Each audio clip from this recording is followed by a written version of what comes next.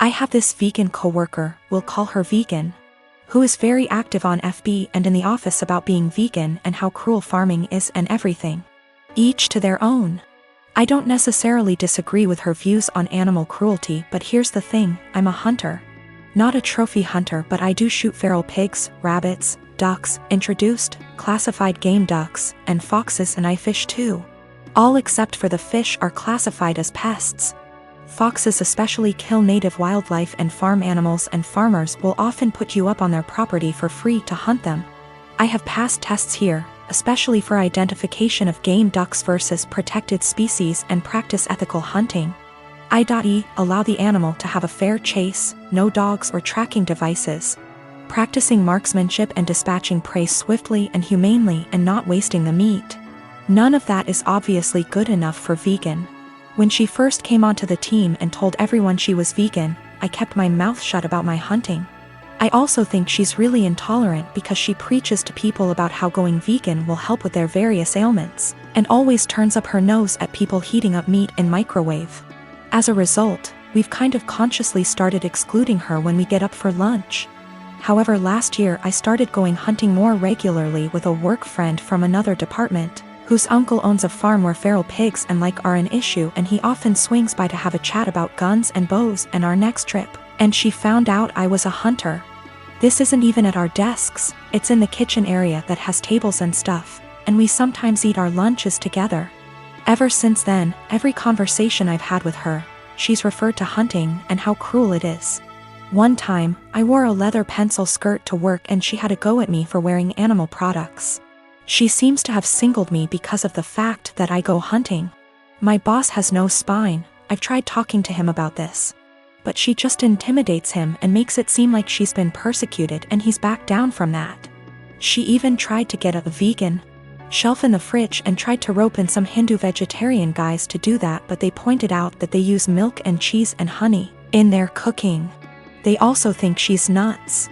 It's gotten to the point where we go out for drinks on a Friday night at 5 and we never ask her. I don't organize these things, a coworker does, but my boss told me, when I brought it up in one-on-one meeting, that she feels really left out and she seems to think it's my fault because I've been here for longer and I'm somehow poisoning them against her, or something. I have since been conscious of this. If anyone starts conversation about vegan, I just say I don't talk to her unless it's work-related, and she's more than adequate at her job.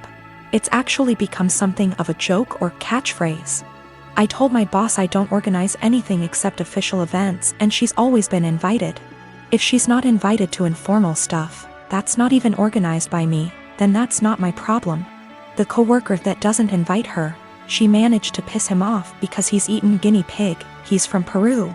And she asked him if he'd eaten any of his other pets.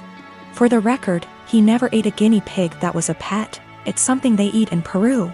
Whenever she brings up hunting or anything, I just point blank ask her there was anything work-related that she wanted to talk about, and if there wasn't, I would start talking to someone else or just walk off. I have asked her multiple times to keep conversations work-related. I never start a conversation with her at all.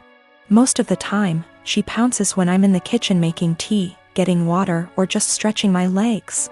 One time last week, a group of us were talking and she got up to join the discussion.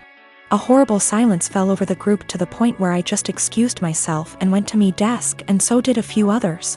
It all came to a head in our team meeting today when our boss, usually at the ends, asks if there's any positive news or celebrations outside of work people want to share, like engagements, marathons, charity appeals, etc., and Vegan sarcastically asked me how many lives I'd taken last weekend.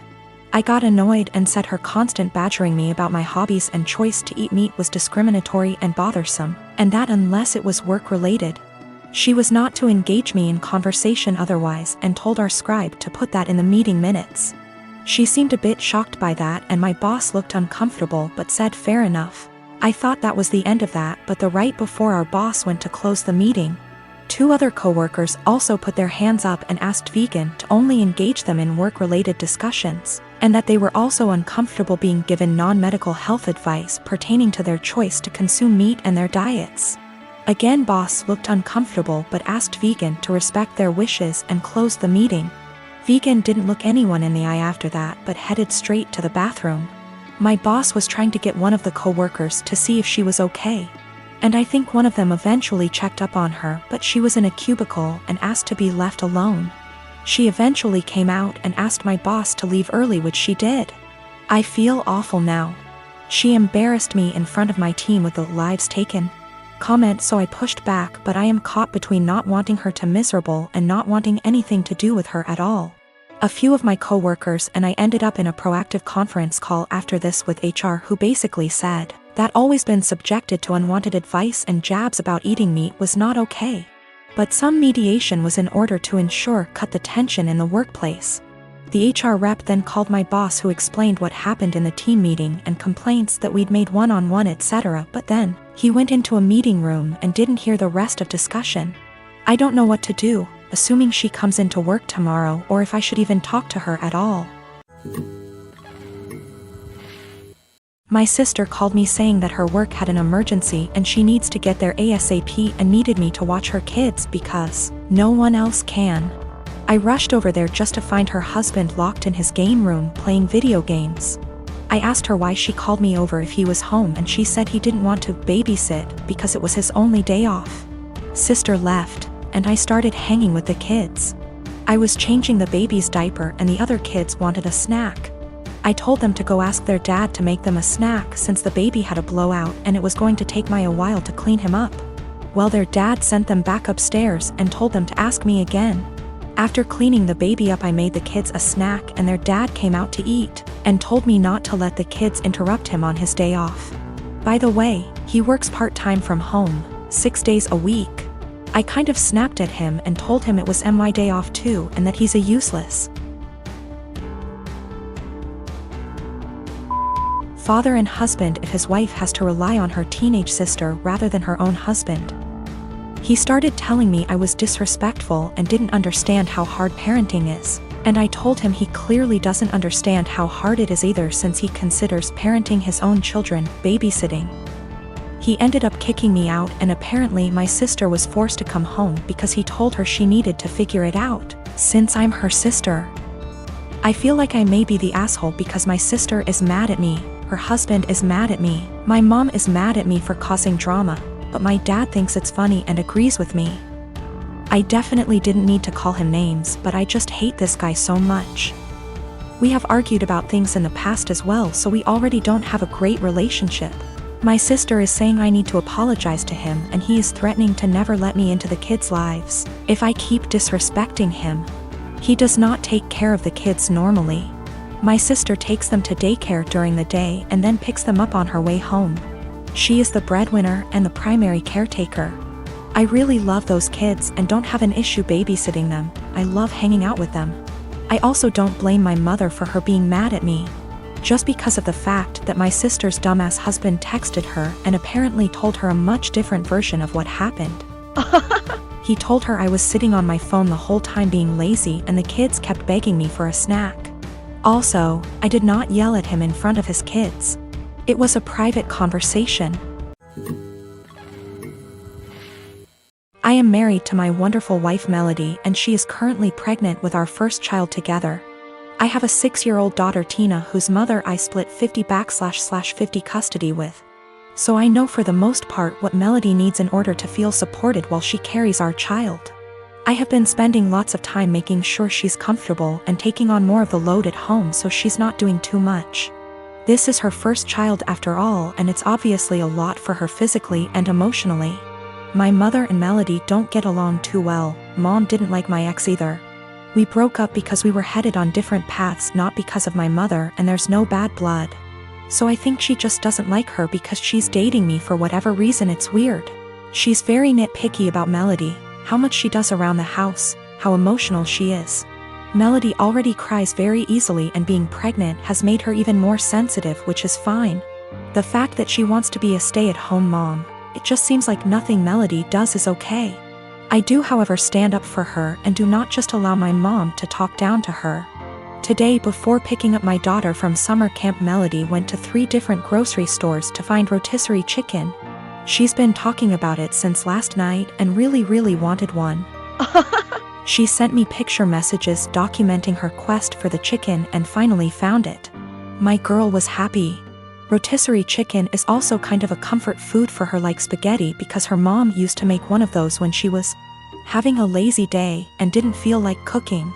She was planning on serving that with some other basic sides for dinner, perfectly fine by me.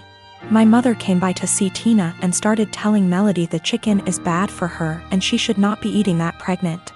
Melody said it's fine, she usually eats healthy and just wants this one thing she's craving.